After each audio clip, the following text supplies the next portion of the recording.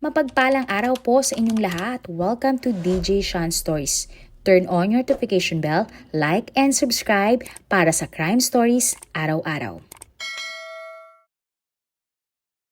Shoutout po sa ating mga viewers na sina Lovely Les 112 from Malaysia, Nene Habasa 628 from Cavite, Emmanuel Pahe 1633 from California, USA, kay Manolo Miranda 5479 from Pennsylvania, USA.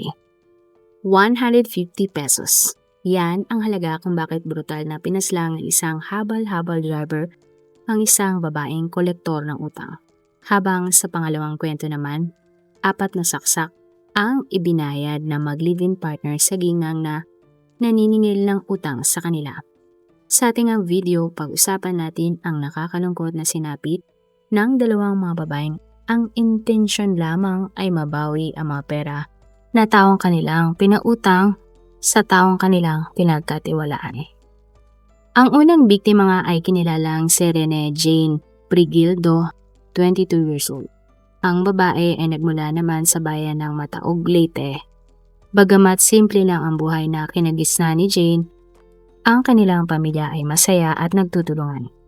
Tahimik na babae si Jane at paminsan-minsan lamang sumasama sa yaya ng kanyang mga kaibigan. Inilarawan siya bilang masipag, mabait at responsable. Habang lumalaki si Jane, mas naging outgoing siya at mas madalas makipag-banding sa kanyang mga kaibigan. Kalaunan, nagkaroon na ng karelasyon si Jane at siya ay nagdalang tao. Taong 2024 naman nang nagtapos si Jane ng senior high school. Mag-isang pinalaki ni Jane ang kanyang anak na babae. Ibinuhos nga niya ang lahat ng kanyang pagmamahal sa kanyang anak. At upang matugunan ang pangangailangan ng kanyang anak, agad na nag-apply ng trabaho si Jane. Siya ay natanggap naman sa Card INC Isabel Branch, isang microfinance company o lending. Ang trabaho ni Jane sa kumpanya ay account officer at collector. Ang trabaho niya ay hindi madali dahil kailangan niyang bumiyahe araw-araw sa iba't ibang komunidad upang makipag-usap sa mga kliyente.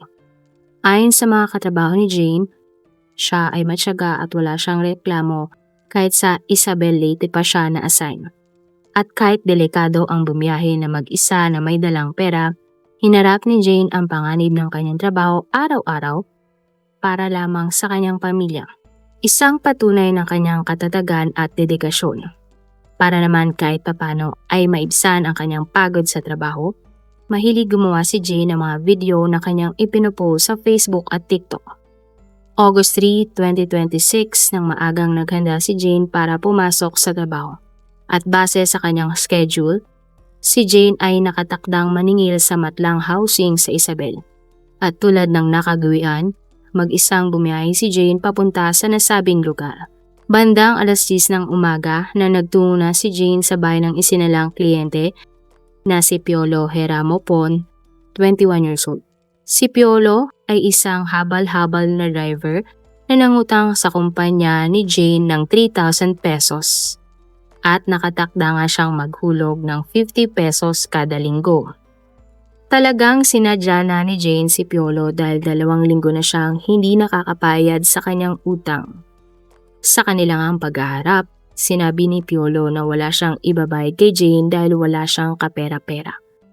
Sinabi naman ni Jane na kung hindi pa din makakabayad ang lalaki, pumirma na lamang ito ng demand letter upang pulis na ang maningil sa lalaki. Sa puntong ito, tila nayabangan naman si Piolo sa sinabi at inasta ni Jane kaya isang masamang plano ang kanyang binuo laban sa dalaga. Sinabihan ni Piolo si Jane na sumama sa kanya ang babae at pumunta sila sa tatay ng lalaki. Ayon kay Piolo, manghiram nga siya ng pera sa kanyang ama para maipangbayad sa utang nito sa lending. At dahil nga sa kagustuhan na mabayaran na ni Piolo ang utang nito sa kumpanya, pumayag si Jane na sumama sa lalaki. Sa paniniwalang sila ay pupunta sa ama ng sospek. Sa isang kuha nga ng CCTV, nakita si Jane na nakaangkas pa sa motor ni Piolo. Dinala ni Piolo si Jane sa isang kubo na liblib na lugar at nagpanggap nga na malapit lang doon ang bahay ng kanyang ama. Habang nasa kubo, tinanong ni Piolo si Jane kung magkano na lang ba ang balanse niya sa lending. Naupo nga sa kubo si Jane upang kumputin ang natitirang utang ni Piolo at dito na nga nila nalaman na 150 pesos na lamang pala ang balanse ng lalaki sa lending. Habang nililigpit ni Jane ang kanyang mga gamit sa trabaho, bigla na lamang siyang sinakal ni Piolo. Pumalag ang babae at dito na siya natumba at tumama ang ulo sa bato. Hindi pa doon nakontento si Piolo. Sinaksak pa niya ng 5 beses si Jane at pagkatapos, dinala niya ito sa isang damuhan. Iniwan na lamang ni Piolo si Jane at hinayaan ang kolektor hanggang sa tuluyan na itong pumanaw. Samantala, nang nagtanghali na, nagsimula nang magtaka ang mga katrabaho ni Jane dahil hindi nag-report pabalik sa opisina ang biktima. Tinawagan nila ang dalaga pero hindi ito sumasagot. Kinagabihan, nag-alala na nga ang pamilya ni Jane dahil hindi pa ito umuwi sa kanilang bahay. Kinabukasan, nalaman na nga lang ng pamilya ni Jane na tanghali pa lamang ay hindi na makontak si Jane ng kanyang mga katrabaho. Dito na silang nagtungo sa police station upang i-report ang pagkawala ni Jane. Agad ding nagpakalat ng missing person poster ang pamilya ng kolektor at umasang may makakakita kay Jane. At sa investigasyon nga ng mga pulis, binalikan nila ang schedule ni Jane upang magsagawa ng backtracking kung saan huling nagpunta ang kolektor. Dito nila nalaman ang ruta na pinuntahan ni Jane. Sinuyod nga ng mga pulis ang masukal na bahagi ng barangay Matlang. At sa kanilang paglalakad, nakita ng mga pulis ang isang ID picture ni Jane sa lupa. At dahil sa clue na ito, sigurado na ang mga pulis na nasa malapit lamang na lugar si Jane. Sa pang-anim na araw, natagpuan naman ng mga pulis si Jane subalit ito ay isang malamig lang labi. Sa ibang mga reports, sinabi nga na ang suspect sa pagpatay kay Jane ang nagturo pa sa mga pulis kung nasan ang labi ng biktima. May indikasyon nga na matagal nang walang buhay si Jane. At base sa suot na damit ng biktima, tugma nga ito sa huling damit ni Jane. Kinumpirma naman ng pamilya ni Jane na ang labing natagpuan sa liblib na lugar ay ang nawawalang debt collector. Lubos ang pagdadalamhati ng pamilya ni Jane sa pagkapantay ng biktima, lalo pa at naiwan niya ang 1 taong gulang niyang anak. At upang simulan ang investigasyon, binalikan ng mga pulis ang lista ng mga taong sinisingil ni Jane araw-araw. Dito na nalaman ng mga otoridad na isa sa mga sinisingil ni Jane ay ang lalaking si Piolo. Agad namang nagtungo ang mga pulis sa bahay ng lalaki at kusang loob namang sumama si Piolo sa mga otoridad. Inamin nga ni Piolo na siya ang pumaslang kay Jane. At ayon sa lalaki, 2 linggo na siyang hindi nakakabayad kay Jane dahil wala pa ang natitirang sahod niya mula sa dati niyang trabaho. Ang kinikita daw ni Piolo sa paghahabal-habal ay sakto lamang sa pang-araw-araw niyang pangangailangan.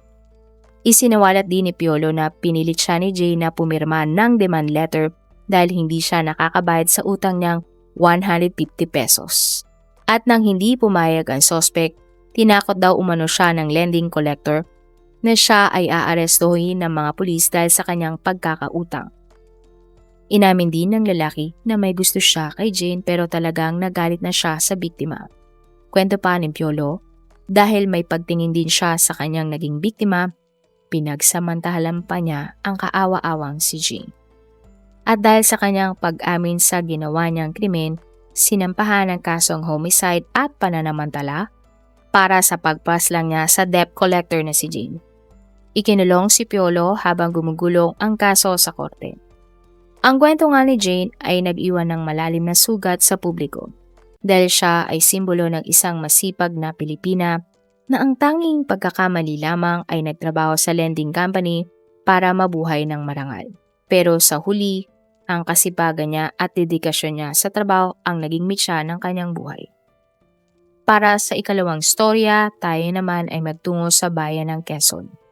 Sa lugar na ito, nagmula ang ginang na si Michelle Pajarillo, 42 years old. Si Michelle ay mayroong isang anak na babae at isang anak na lalaki. Inilarawan si Michelle bilang ulilang ilaw ng tahanan dahil isa siya sa mga pangunahing nagtataguyod at nag-aalaga sa kanyang mga mahal sa buhay. Nagsumikap nga si Michelle upang maibigay ang lahat ng pangangailangan ng kanyang mga anak at nang makapag-aral ang mga ito sa mga magagandang eskwelahan. At upang magkaroon ng dagdag na income, pinasok nga ni Michelle ang negosyo ng lending o microfinancing business. Si Michelle ang laging nilalapitan ng kanyang mga kakilala. Hindi naman nag-atubili ang ginang na pahiramin ng pera ang mga nangungutang sa kanya kapalit ng napagkasunduan nilang interes. At bilang bahagi ng kanyang negosyo, si Michelle mismo ang personal na pumupunta sa mga kliyente upang sila ay singilin. Ayon sa kanyang malalapit na kaibigan, hindi madamot si Michelle. Basta umano maayos kausap ang taong nangungutang, ay agad itong pinapahiram ng pera ng ginang. Isa nga sa mga napahiram na pera ni Michelle ay ang mag-live-in partner na sina Arlene at alias Ben. Sina Arlene at Ben ay nakatira hindi naman kalayuan sa bahay ni Michelle. At sa kanilang ang pag-uusap, nangutang sina Arlene at Ben ng 50,000 pesos. Sa puntong ito, ginawang collateral na mag-live-in partner ang kanilang bahay na siyang magiging kapalit sa oras na hindi nila mabayaran ang 50,000 pesos na uutangin nila kay Michelle. At ayon sa mga balita, October 15, 2024, bandang alas 2 ng hapon, na nagpunta si Michelle sa bahay ni na Arlene at Ben upang maningil. Dinatnan niya ang magkarelasyon sa loob ng bahay at pinapasok naman nila si Michelle. Subalit makalipas lamang ang ilang minuto, lumabas kaagad ng bahay si Michelle. Pero sa puntong ito may pulang likido ng tumatagas kay Michelle at may nakasaksak ng patalim sa kanya. Mabuti na lamang maraming tao sa lugar kaya agad na isinugod sa ospital si Michelle. Ngunit sa kasamang palad, idineklara si Michelle na wala ng buhay. Sa kabilang banda naman, mabilis na nakarating sa mga pulis ang tungkol sa krimen na sinapit ni Michelle. Dinatna ng mga pulis sa bahay ang live-in partner ni Michelle na si Ben. Hawak-hawak pa noon ni Ben ang cellphone ng biktimang si Michelle. Kalaunan, si Ben nga ay inaresto ng mga pulis pero wala sa bahay ang isa pang suspect na si Arlene.